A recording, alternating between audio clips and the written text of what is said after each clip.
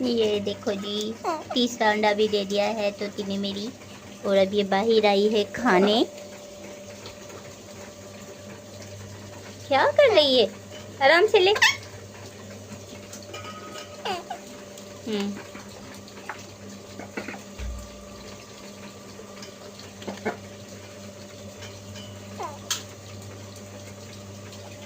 ये देखो जी, इसके 3 अंडे हो गए हैं, 2 तो नकली हैं, 1 असली है।